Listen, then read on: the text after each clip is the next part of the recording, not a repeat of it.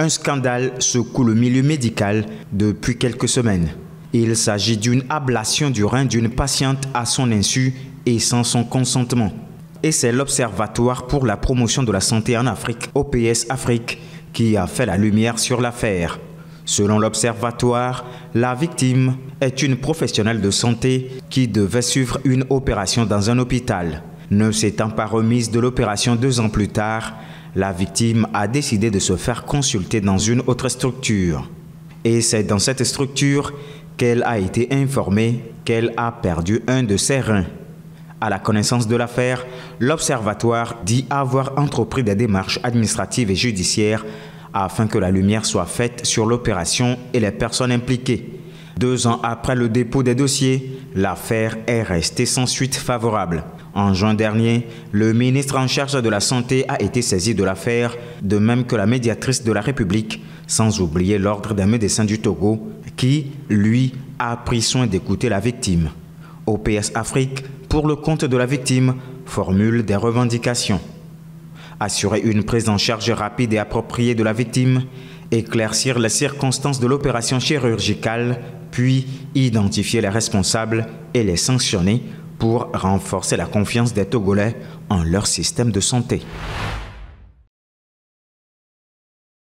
Depuis plusieurs années, le Togo s'est engagé dans la mise en place de plusieurs initiatives et réformes éducatives qui visent à améliorer l'accès et la qualité de l'enseignement. Ces efforts semblent porter ses fruits. En effet, selon le dernier rapport Financing Africa de la Fondation Mo Ibrahim, il ressort que le Togo occupe la 5e place dans le top 10 des pays africains qui offrent la meilleure qualité d'éducation. En Afrique de l'Ouest, le Togo est classé au 2e rang derrière le Ghana. Ce rang qu'occupe le Togo met en lumière la politique de l'enseignement dans le pays qui consiste à assurer l'accès de tous à une éducation de qualité. Pour rappel, plusieurs facteurs ont milité en faveur du Togo dans ce classement. L'on peut citer entre autres l'introduction de l'éducation de base gratuite. Ceci a permis d'augmenter le taux de scolarisation. Par ailleurs, sur le continent, la Tunisie domine le classement, suivi du Ghana, de la Namibie et de l'île Maurice. Dans le cadre de la feuille de route gouvernementale Togo 2025, le mécanisme incitatif de financement agricole MIFA a participé à la facilitation d'un financement de plus de 1 milliard de francs CFA dans le secteur agricole de 2023 à 2024. Dans les faits, l'organisation qui est un levier de développement dans le secteur agricole a permis à plusieurs agriculteurs de diverses régions du pays d'obtenir plus de 20 tracteurs dont les coûts sont remboursables par plusieurs moyens, dont le remboursement en nature. Le MIFA a aussi facilité l'accès aux prêts entrants qui peuvent être remboursés en grains. 2400 tonnes de semences de soja et 20 000 litres de biostimulants ont été obtenus par des agriculteurs grâce aux efforts de cette même organisation dans la même période. Ces actions du MIFA ont pour objectif de permettre aux agriculteurs de faire une production de masse et aussi de donner en général un coup de pouce à l'agriculture togolaise. En ce même sens, plusieurs mécanismes de subvention, tels que le programme de résilience du système alimentaire en Afrique de l'Ouest, PRSA, ont vu le jour. Notons que plusieurs lieux ont été identifiés afin d'en faire des ranches qui permettront d'avoir en permanence des produits laitiers. Dans le même temps, plus de 4 000 hectares ont été obtenus sur les 5 000 hectares prévus pour la campagne agricole 2023-2024. Rappelons que le MIFA a vu le jour en juin 2018 et est un outil innovant de financement et de structuration du secteur agricole au Togo. Son bébé dans les bras ne l'empêche pas de se concentrer. Cette étudiante malentendante applique méticuleusement les consignes. C'est une novice dans le domaine de la tech. Ses objectifs à travers cette formation sont multiples. Apprendre de nouvelles choses, avoir une connaissance plus approfondie dans le domaine de la technologie et évaluer comment elle peut m'aider moi, améliorer ma vie, mon avenir et mes aspirations. Face aux élèves, ce jour-là, le fondateur du programme Deaf in Tech, ou des sourds dans la tech en français, Ayula Arowolo, qui s'est confronté à ce handicap à l'université auprès de son colocataire malentendant et qui, malgré son diplôme académique, n'a pas trouvé un travail à la hauteur de ses compétences. Ayula Arowolo veut changer la donne en offrant une place aux malentendants dans un domaine porteur au Nigeria, la tech, et en particulier aux femmes. L'intersection du genre et du handicap place les femmes malentendantes loin derrière les hommes malentendants. Si on ne fait rien de spécifique pour elles, alors on creuse encore ce fossé économique entre elles et les hommes. Notre objectif était donc d'attirer plus de femmes et on est satisfait parce que ça a fonctionné. On a environ 90% de femmes dans le groupe actuel. Le programme a débuté en 2022 avec le recrutement d'interprètes en langue des signes formés à l'analyse de données. Certains sont devenus professeurs à leur tour. Victor Orisha, lui, a été parmi les premiers diplômés de Deaf in Tech. Il enseigne aujourd'hui le codage en Python, un langage de programmation très répandu. J'ai pu constater la passion et l'intérêt que Python suscite au sein de ma communauté, qui, lorsqu'elle apprend, en est fière. Je suis très enthousiaste lorsque je code en Python. Ça m'a permis d'apprendre de nouvelles choses et j'espère en apprendre encore plus. Pas besoin d'entendre pour savoir coder ou pour devenir analyste de données. L'objectif est aussi de forcer le monde du travail dans ces domaines en particulier à être plus inclusif. Selon l'ONU, plus de 25 millions de personnes vivent avec un handicap au Nigeria. Parmi elles, plus de 9 millions sont malentendantes et beaucoup sont dépendantes de leur famille pour survivre.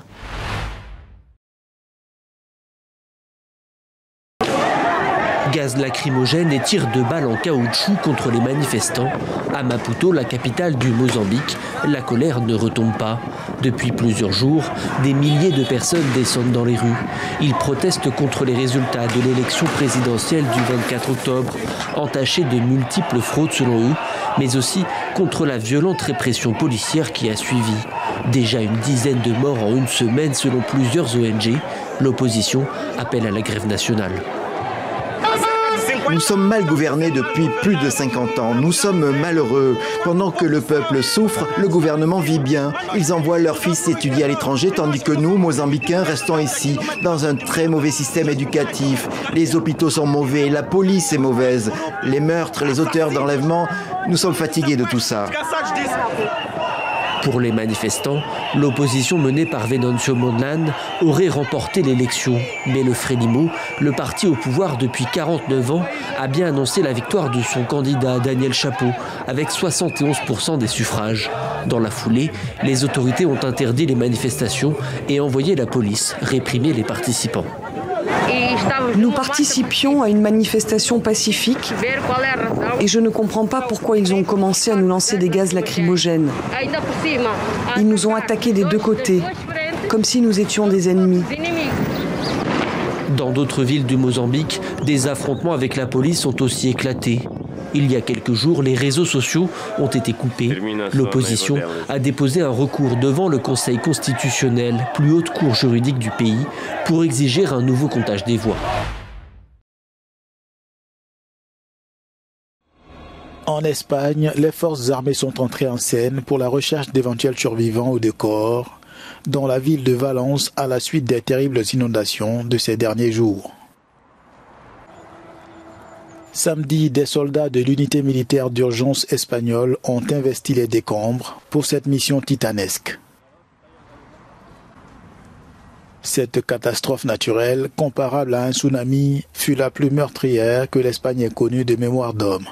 Elle n'a laissé que ce visage apocalyptique de la périphérie sud de Valence, recouvrant de nombreuses communautés d'une boue épaisse et collante. Nettoyer ces dégâts pourrait prendre des semaines, selon les autorités.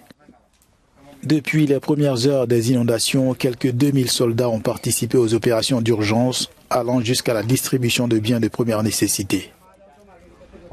Au moins 1800 agents de la police nationale et près de 2500 gendarmes de la garde civile sont sur le terrain.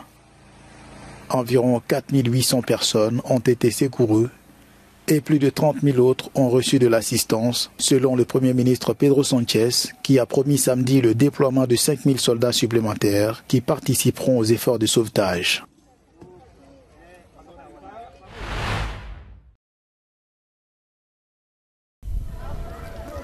À Gaza, l'éducation des jeunes est en péril.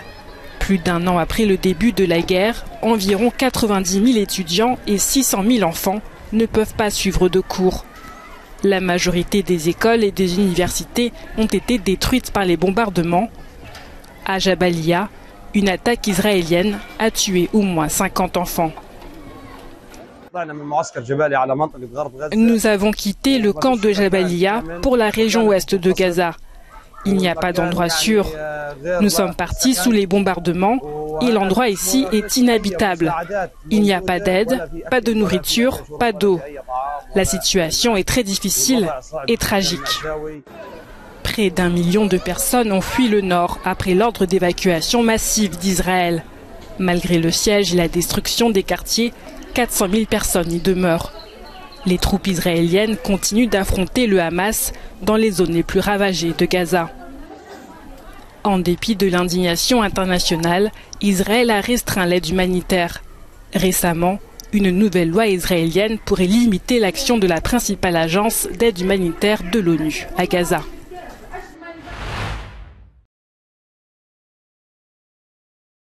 Le camp de réfugiés de Tzakela, d'habitude c'est ça. Mais ce week-end, c'était plutôt ça. Bienvenue au festival Toumaïni qui, chaque année, depuis 10 ans, met le feu au camp. Une occasion de fête pour les résidents, mais aussi pour les Malawites qui viennent par milliers de tout le pays et peuvent enfin rencontrer ces étrangers que leur pays héberge. Ce festival est destiné à favoriser l'inclusion sociale. C'est le seul festival au monde qui se déroule dans un camp de réfugiés. C'est dire le rôle important que nous jouons en termes d'intégration sociale et d'acceptation entre des personnes d'origines diverses. Et c'est là le véritable objectif de ce festival. C'est une célébration de l'unité et de la diversité. Non loin de Lilongwe, la capitale, le camp de Tzakela est une ancienne prison. Il accueille plus de 60 000 personnes, des familles venues de l'Afrique des Grands Lacs, mais aussi d'Éthiopie et de Somalie.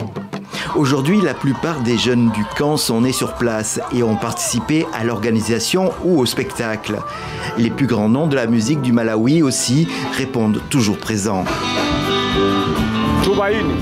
Toumaïni, je dirais que c'est très important. Il va au-delà d'un festival culturel normal, car il nous enseigne, ainsi qu'à nos autorités, les valeurs de la bonne gouvernance. Pendant 3 jours ce week-end, tous, sans distinction, ont pu se retrouver et partager. Et tous, sans exception, depuis sa création, le festival Toumaïni est en entrée gratuite.